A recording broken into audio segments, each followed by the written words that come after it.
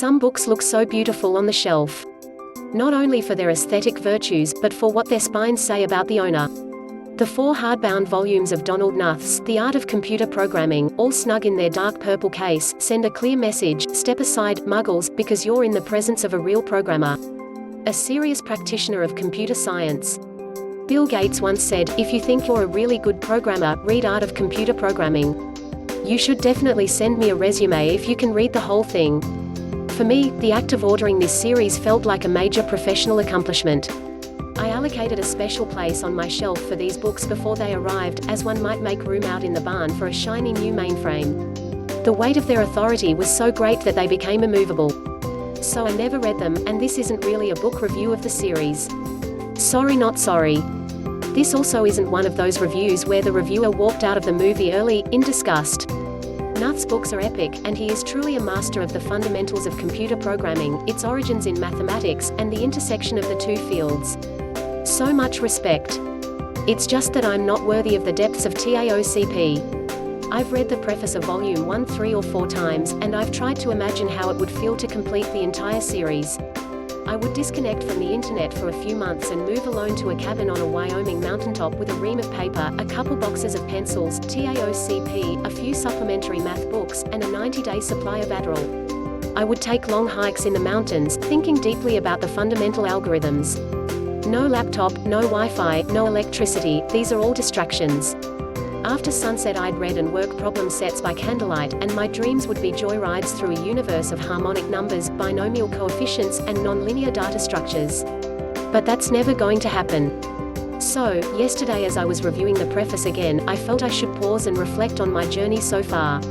Such is Knuth's love of computers, that the entire series is dedicated to one, the IBM 650 mainframe that was popular in the 1950s. It was the first mass-produced computer and it cost a few $100,000 in today's dollars. This is the machine Knuth cut his teeth on. To be excited about computers in the 1950s was to be excited about applied math. The early IBM 650 had basic math operations and control structures, and it was built around decimal math, not binary.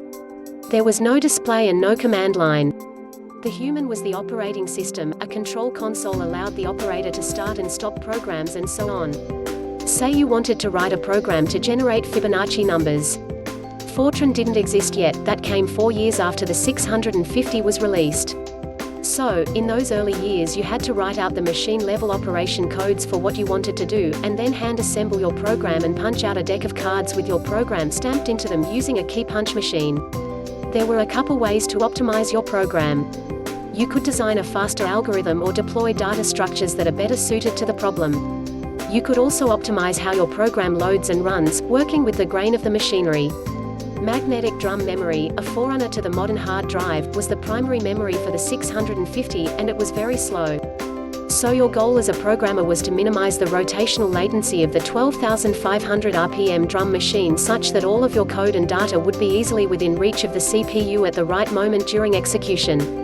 You wanted perfect synchronization between the CPU cycles of the mainframe and these drum memory rotations.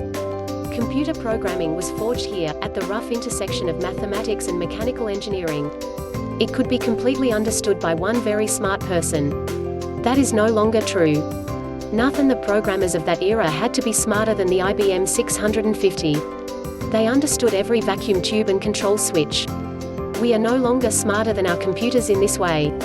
In the first paragraph of the preface, Knuth calls programming an aesthetic experience much like composing poetry or painting. I think this aesthetic beauty still captivates every aspiring programmer. After traveling a great distance along an exponential curve since the 1950s, it's comforting to know that beauty remains intact. Though we no longer hammer out software and feed it into a hot, loud calculator, the beauty of programming still infuses every layer of abstraction.